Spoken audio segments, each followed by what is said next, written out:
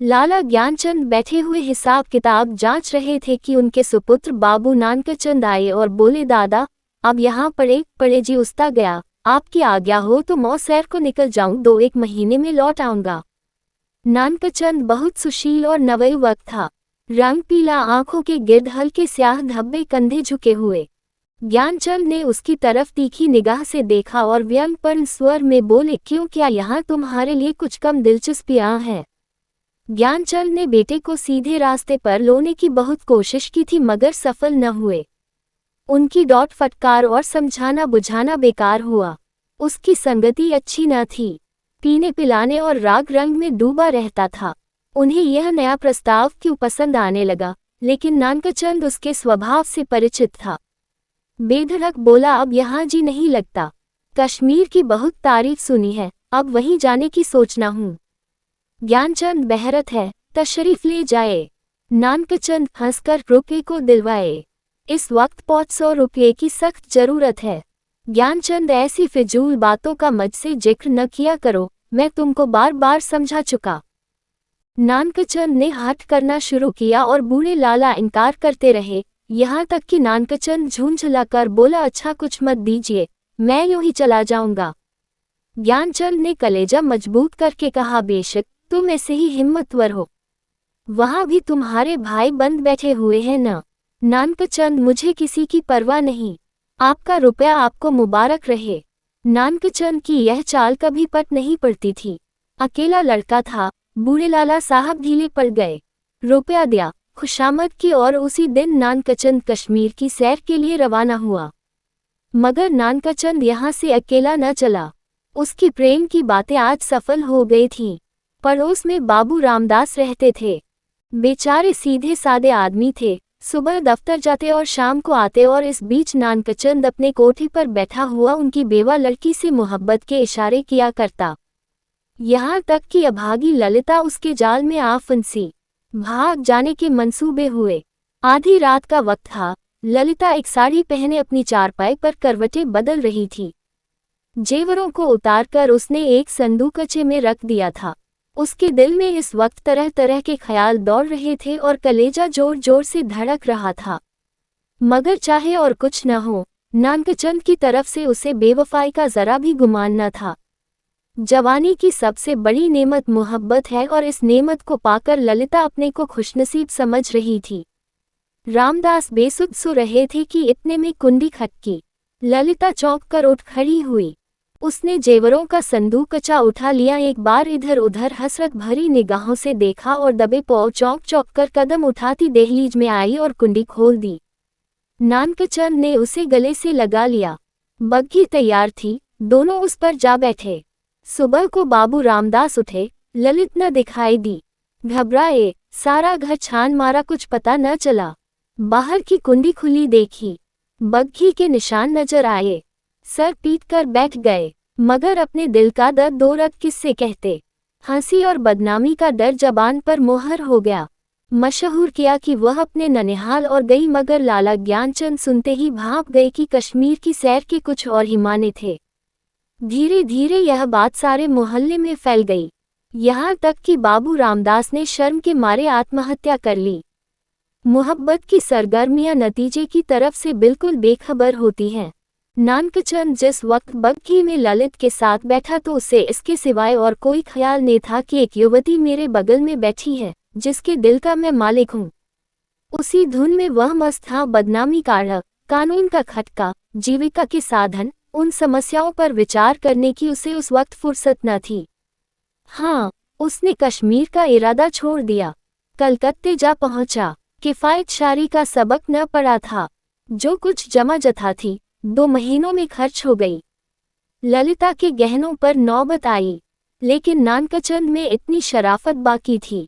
दिल मजबूत करके बाप को खत लिखा, मोहब्बत को गालियां दी और विश्वास दिलाया कि अब आपके पैर चूमने के लिए जी बेकरार है, कुछ खर्च भेजिए। लाला साहब ने खत पढ़ा, तस्कीन हो गई कि चलो जिंदा है, खैरियत से है। धूमधाम से सत्यनारायण की कथा सुनी, रुपया रवाना कर दिया, लेकिन जवाब में लिखा, खैर जो कुछ तुम्हारी किस्मत में था वह हुआ। अभी इधर आने का इरादा मत करो, बहुत बदनाम हो रहे हो। तुम्हारी वजह से मुझे भी बिरादरी से नाता तोड़ना पड़ेगा। इस तूफान को उतर जाने दो, तुम्हें खर्च की तकलीफ न होगी। मगर इस औरत की बाह पकड़ी है तो उसका निबाह करना, उसे अपनी ब्याहता स्त्री समझो। नानकचंद दिल पर से चिंता का बोझ उतर गया। बनारस से माहवार वजीफा मिलने लगा। इधर ललिता की शिश ने भी कुछ दिल को खींचा और गो शराब की लत न टूटी और हफ्ते में 2 दिन जरूर थिएटर देखने जाता, तो भी तबीयत में स्थिरता और कुछ संयम आ चला था। इस तरह कलकत्ते में उसने 3 साल काटे। इसी बीच एक प्यारी लड़की के बाप बनने का सौभाग्य हुआ, जिसका नाम उसने कमला रखा। तीसरा साल गुजरा था कि नानकचंद के उस शांतिमय जीवन में हलचल पैदा हुई। लाला ज्ञानचंद का 50वां साल था, जो हिंदुस्तानी रईसों की प्राकृतिक आयु है। उनका स्वर्गवास हो गया और जो ही यह खबर नानकचंद को मिली, वह ललिता के पास जाकर चीखें मार मार कर रोने लगा। जिंदगी के नए नए मसले अब उसके सामने आए। इस 3 साल की संभली हुई जिंदगी ने उसके दिल शोहदेपन और नशेबाजी का ख्याल बहुत कुछ दूर कर दिए थे। उसे अब ये फिक्र सवार हुई कि चलकर बनारस में अपनी जायदाद का कुछ इंतजाम करना चाहिए, वरना सारा कारोबार में अपनी जायदाद का कुछ इंतजाम करना चाहिए, वरना सारा कारोबार धूल में मिल जाएगा। लेकिन ललिता को क्या करूं? अगर इसे वहां ले चलता हूं तो 3 साल की पुरानी घटनाएं ताजी हो जाएगी और फिर एक हलचल पैदा होगी जो मुझे हुक्काम और हमजोहला में जलील कर देगी। इसके अलावा उसे अब कानूनी औलाद की जरूरत भी नजर आने लगी। यह हो सकता था कि वह ललिता को अपनी ब्याहता स्त्री मशहूर कर देता, लेकिन इस आम ख्याल को दूर करना असंभव था कि उसने उसे भगाया है। ललिता से नानकचंद को अब वह मोहब्बत न थी जिसमें दर्द होता है और बेचैनी होती है। वह अब एक साधारण पति था जो गले में पड़े हुए ढोल को पीटना ही अपना धर्म समझता है, जिसे बीबी की मोहब्बत उसी वक्त याद आती है जब वह बीमार होती है। और इसमें अचरज की कोई बात नहीं है अगर जिंदगी की नई नई उमंगों ने उसे उकसाना शुरू किया। मसूबे पैदा होने लगे जिनका दौलत और बड़े लोगों के मेलजोल से संबंध है। मानव भावनाओं की यही साधारण दशा है। नानकचंद अब मजबूत इरादे के साथ सोचने लगा कि यहाँ से क्यों कर भागूं। अगर लजाजत लेकर जाता हूँ तो 2-4 दिन में सारा पर्दा फाश हो जाएगा। अगर हीला किए जाता हूँ तो आज के तीसरे दिन ललिता बनरस में मेरे सर पर सवार होगी। कोई ऐसी तरकीब निकालूं कि इन संभावनाओं से मुक्ति मिले। सोचते सोचते उसे आखिर एक तदबीर सूझी। वह एक दिन शाम को दरिया की सैर का बहाना करके चला और रात को घर पर न आया। दूसरे दिन सुबह को एक चौकीदार ललिता के पास आया और उसे थाने में ले गया। ललिता हैरान थी कि क्या माजरा है। दिल में तरह तरह की दुश्चिंताएं पैदा हो रही थी। वहां जाकर जो कैफियत देखी तो दुनिया आंखों में अंधेरी हो गई। नानकचंद के कपड़े खून में तरबतर पड़े थे। उसकी वही सुनहरी घड़ी, वही खूबसूरत छतरी, वही रेशमी साफा, सब वहां मौजूद था। जेब में उसके नाम के छपे हुए कार्ड थे। कोई संदेश न रहा कि नानकचंद को किसी ने कत्ल कर डाला। 2-3 हफ्ते तक थाने में तहकीकातें होती रही और आखिरकार खूनी का पता चल गया। पुलिस के अफसरा को बड़े बड़े इनाम मिले। इसको जासूसी का एक बड़ा आश्चर्य समझा गया। खूनी ने प्रेम की प्रतिद्वंद्विता के जोश में ये काम किया, मगर इधर तो गरीब बेगुनाह खूनी सूली पर चढ़ा हुआ था और वहां बनारस में नानकचंद की शादी रचाई जा रही थी। लाला नानकचंद की शादी एक रईस घराने में हुई और तब धीरे धीरे फिर वही पुराने उठने बैठने वाले आने शुरू हुए। फिर वही मजलिसे जमी और फिर वही सागर ओ मीना के दौर चलने लगे। संयम का कमजोर अहाता इन विषयक वासना के बतमारों को न रोक सका। हाँ, अब इस पीने पिलाने में कुछ पर्दा रखा जाता है और ऊपर से थोड़ी सी गंभीरता बनाए रखी जाती है। साल भर इसी बहार में गुजरा। नवेली बहू घर में कुड़ कर मर गई। तपेदिक ने उसका काम तमाम कर दिया। तब दूसरी शादी हुई, मगर इस स्त्री में नानकचंद की सौंदर्य प्रेमी आंखों के लिए कोई आकर्षण न था। इसका भी वही हाल हुआ। कभी बिना रोए और मुंह में नहीं दिया। 3 साल में चल बसी। तब तीसरी शादी हुई। ये औरत बहुत सुंदर थी, अच्छी आभूषणों से सुसज्जित। उसने नानकचंद के दिल में जगह कर ली। एक बच्चा भी पैदा हुआ था और नानकचंद गार्हस्थ की आनंदों से परिचित होने लगा। दुनिया के नाते रिश्ते अपनी तरफ खींचने लगे, मगर प्लेग के लिए ही सारे मंसूबे धूल में मिला दिए। पतिव्रता स्त्री मरी, 3 बरस का प्यारा लड़का हाथ से गया और दिल पर ऐसा दाग छोड़ गया जिसका कोई मरहम न था। उच्च श्रृंखलता भी चली गई, अय्याशी का भी खात्मा हुआ। दिल पर रंजोगम छा गया और तबीयत संसार से विरक्त हो गई। जीवन की दुर्घटनाओं में अक्सर बड़े महत्व के नैतिक पहलू छिपे हुआ करते हैं। इन संयमों ने नानकचंद के दिल में मरे हुए इंसान को भी जगा दिया। जब वह निराशा के यातनापूर्ण अकेलपन में पड़ा हुआ इन घटनाओं को याद करता तो उसका दिल रोने लगता और ऐसा मालूम होता कि ईश्वर ने मुझे मेरे पापों की सजा दी है। धीरे धीरे ये ख्याल उसके दिल में मजबूत हो गया। उफ, मैंने उस मासूम औरत पर कैसा जुल्म किया, कैसी बेरहमी की। यह उसी का दंड है।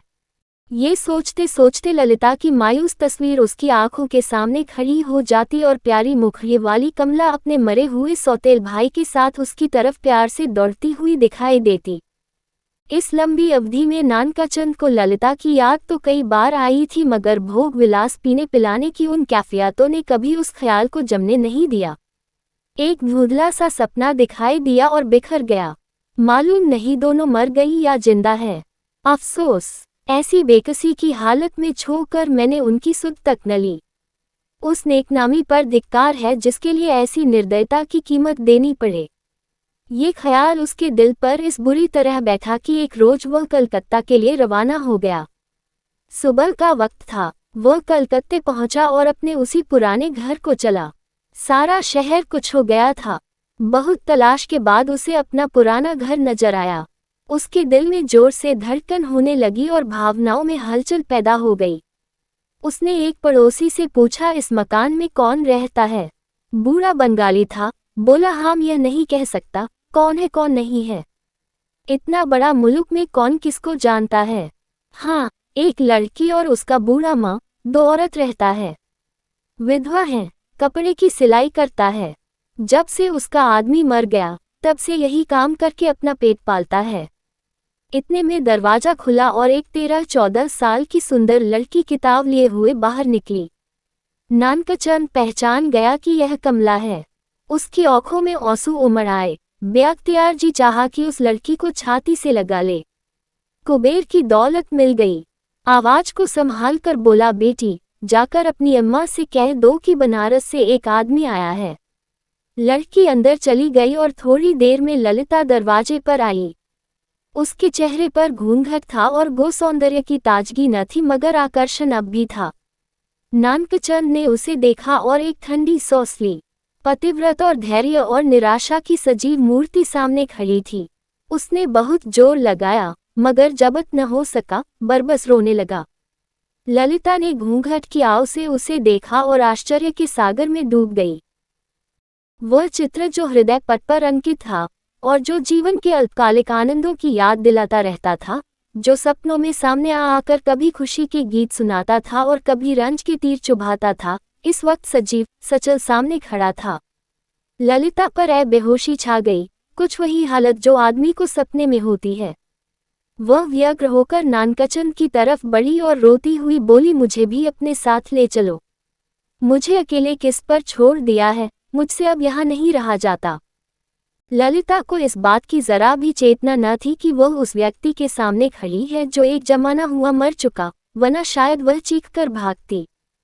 उस पर एक सपने की सी हालत छाई हुई थी, मगर जब नानकचंद ने उसे सीने से लगाकर कहा, ललिता अब तुमको अकेले न रहना पड़ेगा, तुम्हें इन आँखों की पुतली बनाकर रखूंगा।